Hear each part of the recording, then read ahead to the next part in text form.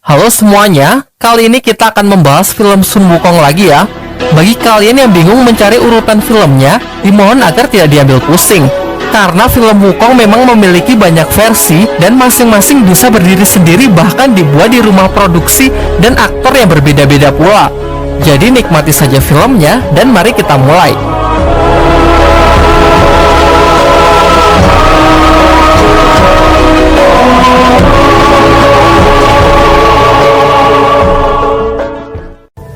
Ratusan tahun silam setelah alam semesta terbentuk, Kerajaan Langit memiliki tugas untuk menjaga keseimbangan antara ketiga dunia, yaitu dunia dewa, dunia manusia, dan dunia siluman. Tetapi bangsa siluman yang ingin menguasai ketiganya melakukan pemberontakan dengan menyerang Kerajaan Langit, dunia dari para dewa. Tak bisa diremehkan, dengan jumlah yang sangat banyak mereka terus menggempur seluruh kayangan.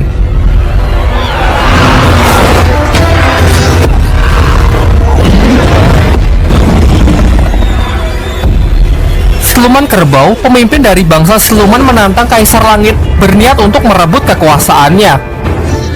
Pada awalnya, Siluman Kerbau bisa mengimbangi kekuatan dari Kaisar Langit, namun pertarungan mulai berat sebelah ketika sang Kaisar berubah ke mode naga, menghancurkan senjata Raja Siluman itu dan menghantamnya hingga tak mampu bangkit kembali. Namun ketika Kaisar ingin menghabisinya dengan api suci, ia dicegah oleh seorang Dewi Kayangan yang tak lain adalah adik dari sang Kaisar Langit. Dewi ini bernama Lia. Ia memohon agar kakaknya bersedia mengampuni Siluman Kerbau karena ternyata secara diam-diam mereka menjalin hubungan asmara.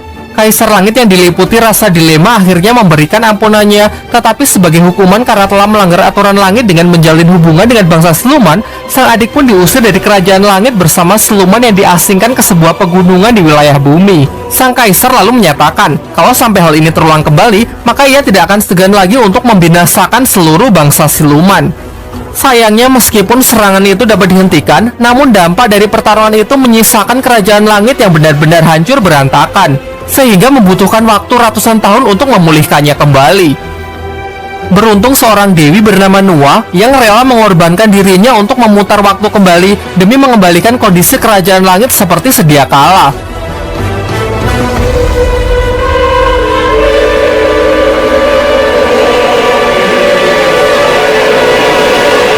Dengan sisa kekuatannya, ia juga membangun sebuah penghalang yang mustahil ditembus oleh serangan bangsa siluman. Sedangkan sisa pecahan dari tubuhnya menjelma menjadi sebuah kristal yang terlempar ke sebuah gunung yang bernama Gunung Wakwo. Ternyata kekuatan Nuwa melahirkan individu baru yang tumbuh di dalam kristal itu. Singkat cerita, beberapa tahun pun telah berlalu. Terlihat seekor rubah yang mendekati kristal tersebut, yang di dalamnya terdapat sosok seekor kera kecil. Namun tiba-tiba sebuah awan hitam menerjangnya dan membawa pergi rubah putih itu. Di tempat lain, seorang dewa bernama Guru Bodhi didatangi oleh Dewi Kuan Im. Di sini Dewi Kuan Im mengatakan mengenai sosok siluman kuat yang akan segera terlahir dari pecahan kristal Nuwa. Jika siluman ini mendapatkan pendidikan dan bimbingan yang benar, maka nantinya siluman ini akan banyak bermanfaat bagi kehidupan umat manusia. Lompat ke beberapa tahun setelahnya, pecahan kristal Nuwa yang cukup menyerap energi alam pun hancur, yang melahirkan sesosok siluman kera yang sangat cerdas. Ia pun mulai beranjak dewasa dan menjadi raja bagi bangsa kera di Gunung Wakwo.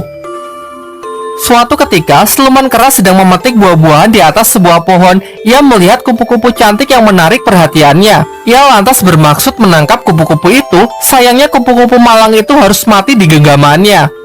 Tak lama setelah itu, Guru Bodhi datang ke tempatnya atas arahan dari Dewi Kuan Im.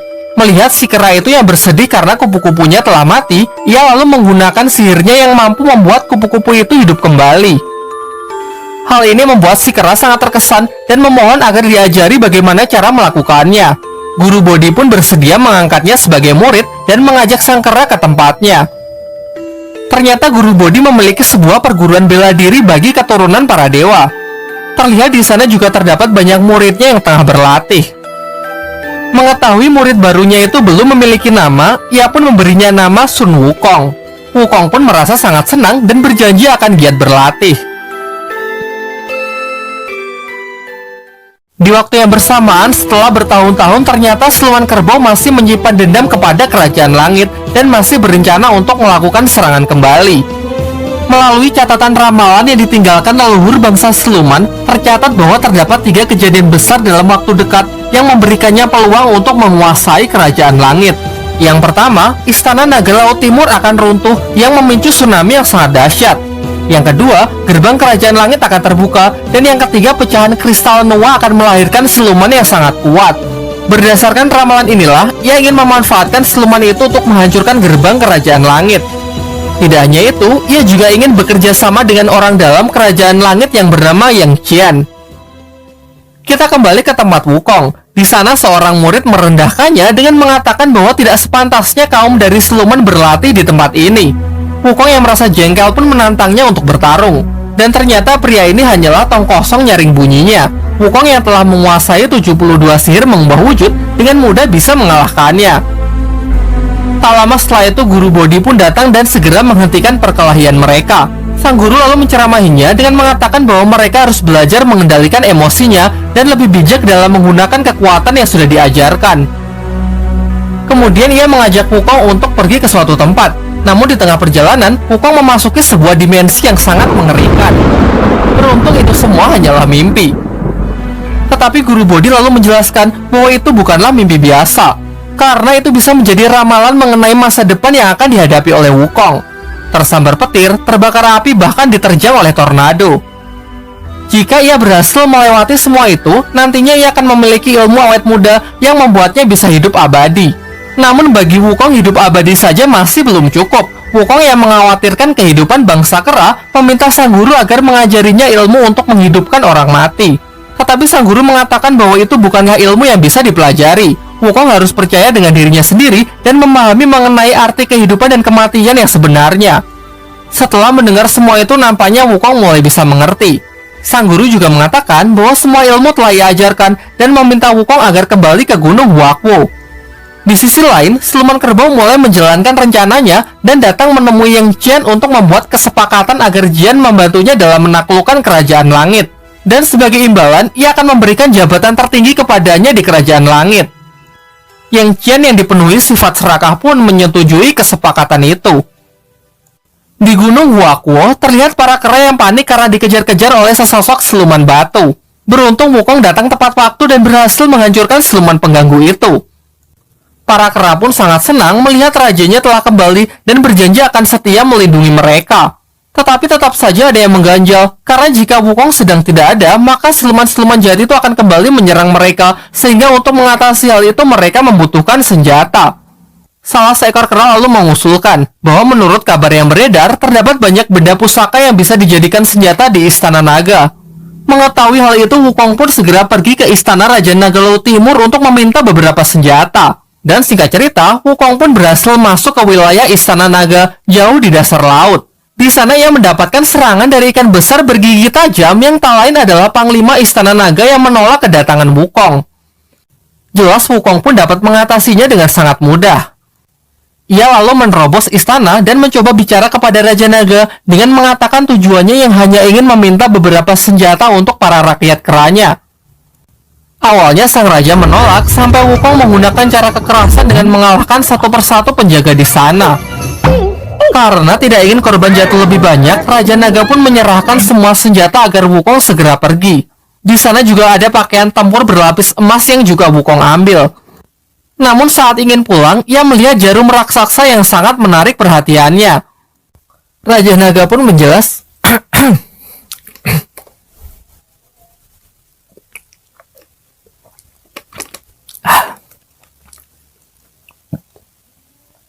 Raja Naga pun menjelaskan bahwa benda itu adalah pilar penopang langit yang berguna menjaga perairan agar tetap stabil. Selama berabad-abad, tidak ada satupun dewa yang mampu mengangkatnya. Wukong yang justru merasa tertantang mendekati jarum itu dan mencabutnya secara paksa. Di luar dugaan, ternyata ia mampu mengambilnya dan merubah wujudnya menjadi sangat kecil, lalu segera pergi begitu saja. Sontak setelah jarum itu dicabut, terjadilah bencana yang menghancurkan Istana Naga. Air pun melonjak dan mengakibatkan tsunami raksasa. Di Di tempat lain, terlihat seorang wanita berpakaian putih bernama Ririn yang tak lain adalah jelmaan dari siluman rubah. Ia bersama teman-temannya tengah melakukan perjalanan untuk mencari keberadaan Gunung Huaqu, tempat dari bangsa kera. Namun sesampainya di sana, ia tidak mendapatkan sambutan baik dan malah diserang oleh bangsa kera menggunakan berbagai senjata yang didapat dari Istana Naga. Tak lama setelah itu Wukong pun datang. Ririn menjelaskan bahwa selama ini ia memang mencari Wukong. Ia lalu memperkenalkan diri kalau ialah rubah kecil yang dulu berkenalan dengan Wukong saat ia masih berada di dalam kristal Nuwa. Singkatnya, Wukong pun mengingat hal itu yang membuatnya sangat senang bertemu dengan sahabat lamanya. Lantas ia lalu mengajak Ririn terbang untuk berkeliling melihat keindahan Gunung Huaqu. Sementara itu di Kerajaan Langit, Raja Naga Laut Timur melaporkan bahwa sesosok siluman kera telah menyerang wilayahnya, menghancurkan istana naga dan mencuri pilar penopang langit. Menanggapi laporan itu, Yang Qian selaku Jenderal Kayangan memerintahkan Nacha untuk meringkus siluman kera yang dimaksud. Kembali ke Gunung Huaqu, Wukong mengajak Ririn untuk menikmati keindahan Gunung Huaqu di atas sebuah tebing. Mereka mengobrol ria sampai muncullah matahari terbit yang membuat suasana semakin romantis. Tetapi setelah diamati lebih jelas, ternyata itu bukanlah matahari, melainkan sebuah bola api panas yang siap menghantam mereka. Dan benar saja, itu adalah serangan dari Nacha atas perintah langit untuk menangkap Sun Wukong, sehingga terjadilah duel udara antara mereka.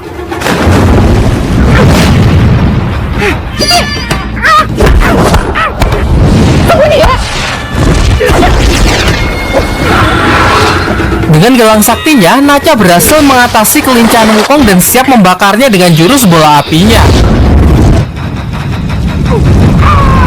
Sampai siluman kerbau datang dan mengembalikan serangan Nacha sehingga Wukong pun berhasil diselamatkan. Mengetahui Nacha yang gagal, Yang Qian pun segera melaporkan hal ini kepada Kaisar Langit dengan menegaskan kalau Wukong tidak segera diringkus, nantinya akan lebih banyak menyebabkan malapetaka. Tetapi Kaisar Langit tidak sependapat. Ia tahu kalau Wukong berasal dari kemurnian kristal Nuwa. Ia masih percaya bahwa Wukong akan membawa kebaikan dengan arahan yang tepat. Di Gunung Huaqu, Wukong pun berkenalan dengan siluman kerbau dan menyatakan rasa terima kasihnya karena sudah diselamatkan. Mereka pun semakin akrab dan menjalin hubungan persaudaraan. Singkat cerita, siluman kerbau pun mulai menghasut Wukong dengan mengatakan bahwa Wukong memiliki kekuatan yang setara dengan para dewa. Dengan kemampuannya ini, ia sudah selayaknya bisa mendapatkan tempat di Kerajaan Langit. Ririn pun juga sependapat karena mungkin saja di sana Wukong bisa mendapatkan kekuatan yang selama ini ia inginkan, yaitu menghidupkan orang yang mati. Pada awalnya Wukong enggan karena sudah cukup puas tinggal di Gunung Huaqu bersama bangsa keranya, sampai ia mulai berubah pikiran setelah melihat para kera yang mulai termakan usia. Akhirnya berangkatlah Wukong menuju Kerajaan Langit. Setelah itu, siluman kerbau kembali menemui Yang Qian untuk membahas rencananya untuk memanfaatkan Wukong menghancurkan gerbang langit agar pasukan silumannya bisa melancarkan serangan. Tetapi Yang Qian merasa ragu kalau Wukong mampu mengingat gerbang tersebut yang sangat kuat. Lalu siluman kerbau kembali menjelaskan kalau di dalam istana terdapat pil sakti yang dapat melipat gandakan kekuatan. Jika Yang Qian dapat memancing Wukong agar memakannya, maka gerbang langit pasti mampu ia hancurkan. Singkat cerita, Wukong berhasil menerobos masuk istana langit. Ia mencoba berkeliling dan mengagumi kerajaan yang begitu luas dan megah. Secara tak sengaja ia melihat seorang dewa yang tak lain adalah Kaisar Langit. Nampaknya ia tengah bersedih melihat kudanya yang terjatuh lemas dan tak mampu bangkit kembali. Dengan polosnya, Wukong mencoba membantu dengan melepas semua beban kuda tersebut sehingga kuda itu kini bisa pergi dengan bebas. Setelah itu datanglah Guru Bodhi bersama pasukan langit. Ia meminta maaf karena tindakan tidak sopan yang telah Wukong lakukan. Tetapi sang kaisar sama sekali tidak keberatan, dan alih-alih menangkapnya, ia malah berniat memberikan sebuah jabatan kepada Wukong setelah melihat kebaikan di dalam dirinya. Setelah melihat kedekatannya dengan para hewan, ia pun memutuskan untuk menjadikan Wukong sebagai pengurus kuda di Kerajaan Langit. Mendengar hal itu, Wukong pun merasa sangat senang karena ia merasa dihargai dan diakui oleh Kaisar Langit. Singkatnya, Wukong pun segera menjalankan tugasnya untuk mengurus para kuda. Semua baik-baik saja hingga Yang Qian datang dan memukuli kuda-kuda itu dengan alasan ingin mengajari Wukong bagaimana cara mendisiplinkan para hewan ini. Wukong yang merasa kasihan membalas perbuatan Yang Qian dengan cambuk ekornya dan mengatakan bahwa dewa pun juga butuh disiplin. Tidak cuma itu, ia juga melepaskan semua kuda itu agar mereka semua merasakan kebebasan. Bersama dengan para kuda, Wukong pun pergi meninggalkan tempat itu. Wukong yang kabur mencoba bersembunyi di sebuah kebun persik yang terlihat di sana juga ada para bidadari kayangan yang tengah memanen buah persik. Ia pun ingin mencicipi buah dewa itu namun ketahuan oleh salah satu bidadari. Di sini para bidadari ini merendahkan Wukong yang tak sepantasnya berada di kayangan. Terlebih lagi, jabatannya sebagai pengurus kuda adalah yang terkecil di kayangan yang diberikan hanya untuk mengekangnya. Tentu mendengar hal itu, Wukong pun merasa sangat jengkel dan menggunakan sihirnya untuk menghentikan pergerakan mereka dan meninggalkannya begitu saja. Yang Qian yang menyusul membebaskan para bidadari dari pengaruh sihir Wukong dan meminta agar melaporkan perbuatan Wukong ini kepada Kaisar Langit. Tiba-tiba muncul dari belakang Wukong yang langsung mencolok mata Yang Qian. Ia pun emosi dan langsung menyerangnya. Tetapi serangannya dihentikan oleh Kaisar Langit yang juga datang ke tempat itu. Melihat hal itu, Yang Qian pun jadi salting dan mencoba meminta maaf.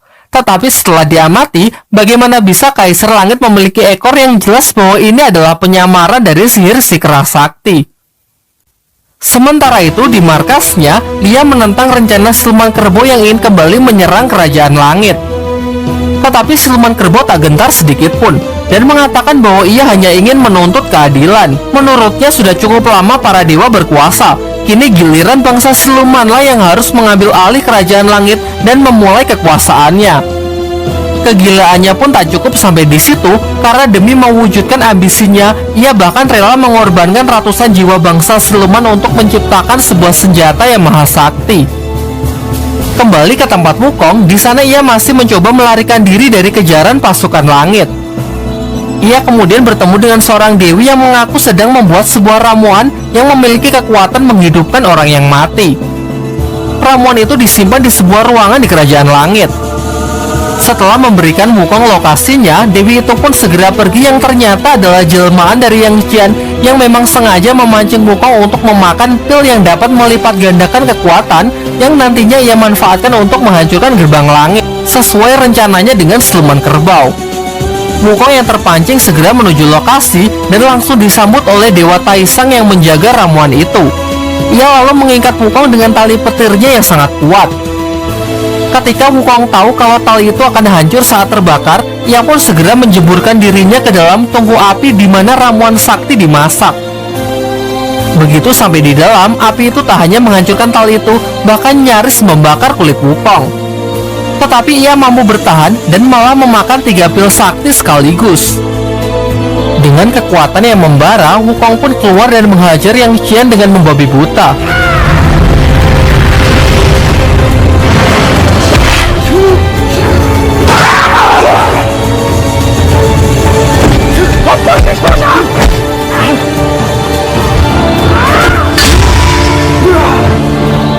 Beruntung Yang Qian dapat meloloskan diri dan Wukong tidak mengejarnya karena lebih memilih kembali ke Gunung Huakuo. Tetapi sayangnya saat ia kembali, Gunung Huakuo sudah hancur berantakan. Tidak hanya itu, para rakyat kerennya pun tak ada yang selamat.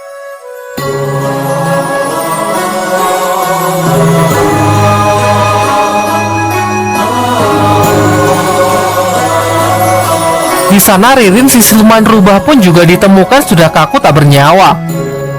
Dengan kesedihan yang mendalam, Wukong pun berusaha mengerahkan seluruh kekuatannya untuk mencoba menghidupkan mereka kembali. Namun sia-sia karena pil yang ia makan hanyalah pil penambah kekuatan. Sampai akhirnya ia yang telah dilanda putus asa menguburkan mereka yang telah tiada di bawah tanah Gunung Huakuo. Tak lama setelah itu siluman kerbau datang menghampirinya dan menyatakan turut berduka cita. Ia lalu menunjukkan semacam rekaman CCTV yang memperlihatkan bahwa serangan ini dilakukan oleh para pasukan kerajaan langit. Tentu tanpa pikir panjang, dengan penuh emosi Wukong pun langsung melesat menerobos kerajaan langit untuk membalaskan dendamnya. Meskipun ia dihadang oleh pasukan dewa, mudah baginya menghancurkan gerbang langit dengan kekuatan yang ia miliki sekarang.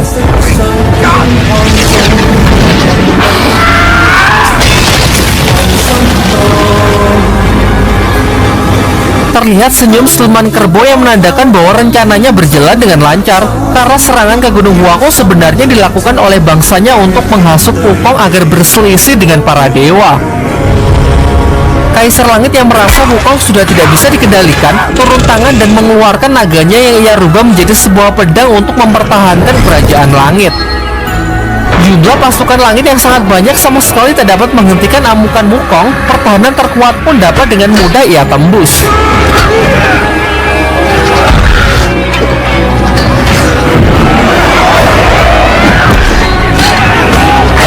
Jelas dampak dari amukannya itulah yang membuat kerajaan langit hancur berantakan. Siluman kerbau yang sudah menantikan hal ini segera mengangkat senjatanya dan bergegas menyerang kerajaan langit. Dengan jurus bayangan kegelapan, ia pun melumpuhkan ratusan pasukan langit dengan sangat mudah. Ia juga membunuh guru Bodhi yang berusaha menghentikannya.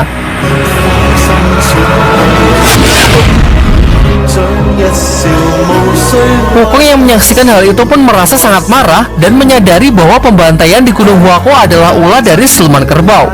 Hal ini diperkuat dengan jurus bayangan kegelapan yang sama persis dengan bayangan kegelapan yang tertinggal di leher mayat siluman rubah. Tiba-tiba seekor naga raksasa pun juga mencoba menghentikan siluman kerbau yang tak lain adalah jelmaan dari Kaisar Langit. Namun dengan senjata barunya, kini Kaisar Langit sekalipun bukan lagi tandingannya. Dengan bangganya, siluman kerbau berjalan mendekati singgasana kerajaan langit. Ia ternyata juga mengkhianati Yang Xian dan langsung membunuhnya.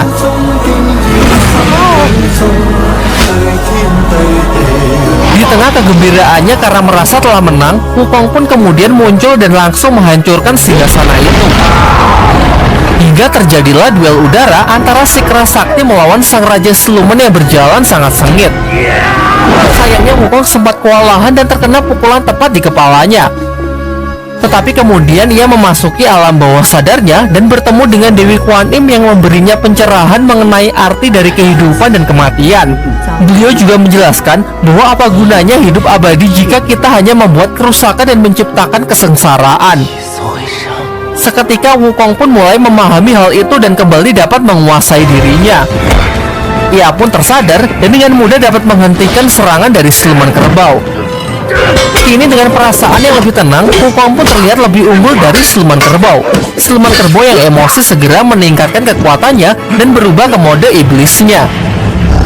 Tak ingin kalah, Wukong pun juga mengubah dirinya ke bentuk kera raksasanya. Tetapi tetap saja Wukong yang dapat menguasai pertarungan. Ia bahkan mampu menghancurkan senjata dari siluman kerbau dan mematahkan salah satu tanduknya lalu melemparnya ke bumi. Dengan kemenangan Wukong, kini akhirnya kerajaan langit pun bisa diselamatkan. Akan tetapi meskipun serangan bangsa siluman telah berakhir, dampak pertarungan itu benar-benar telah menghancurkan kerajaan langit dan butuh ratusan tahun untuk membangunnya kembali. Sampai akhirnya Sang Buddha Agung datang dan mengatakan bahwa atas kesalahannya yang telah Wukong lakukan, ia harus menjalani hukuman dengan digenjot di bawah Gunung Lima Jari selama 500 tahun untuk merenungi semua perbuatannya. Sampai nanti datang seorang biksu yang akan membebaskannya. Sun Wukong pun sama sekali tak keberatan dan dengan ikhlas menerima hukuman itu. Sementara itu, atas semua kejahatan yang telah dilakukan siluman kerbau, Sang Buddha Agung pun menghukumnya untuk bereinkarnasi menjadi seekor kerbau. Namun meskipun demikian, Lia bersama anaknya yang telah lahir berjanji akan tetap setia menemaninya. Singkat cerita, 500 tahun pun telah berlalu. Terlihat seorang biksu yang mendekati Gunung Lima Jari, tempat di mana Sun Wukong menjalani hukumannya. Tamat.